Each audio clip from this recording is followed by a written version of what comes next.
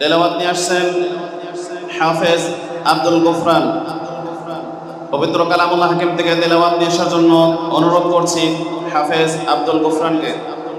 আসসালামু আলাইকুম ওয়া রাহমাতুল্লাহি ওয়া বারাকাতুহু। আউযু বিল্লাহি মিনাশ শাইতানির রাজীম।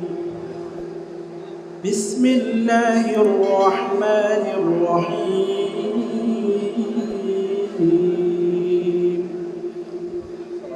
ইউরিদুনা লিইউতফিউ নূরাল্লাহি বিআফওয়াহিহিম والله متم نوره ولو كره الكافرون والذي أرسل رسوله بالهدى ودين الحق ليظهره على الدين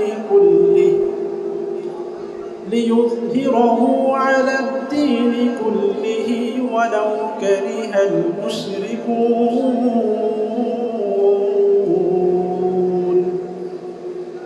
يا أيها الذين آمنوا هل أدلكم على تجارة تنجيكم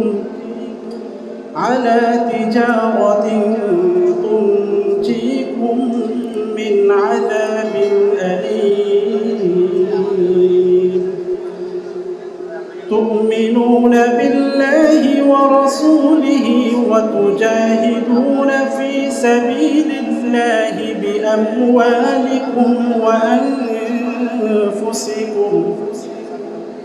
ذلكم خير لكم إن كنتم تعلمون. ইরশাদ হচ্ছে, এরা তাদের মুখের ফু দিয়ে আল্লাহর নূরকে নিভিয়ে দিতে চায়, অথচ আল্লাহ তাআলার ফয়সালা হলো তিনি তার নূরকে পূর্ণরূপে বিকশিত করবেন।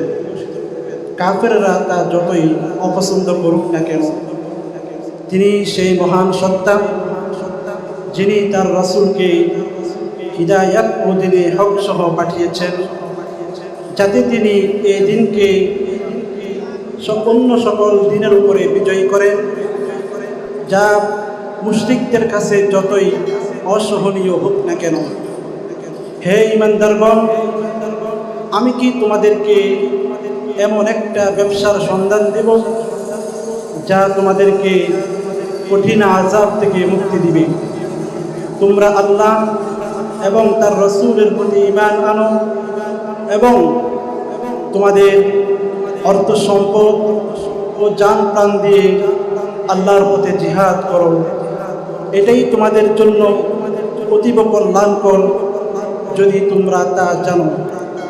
সূরা আস-সাফ আয়াত নং 8, 9, 10, 11। ওয়াখির দাওয়ানা আলহামদুলিল্লাহি রাব্বিল আলামিন। মা আসসালাম। আসসালামু আলাইকুম ওয়া রাহমাতুল্লাহি ওয়া বারাকাতুহু।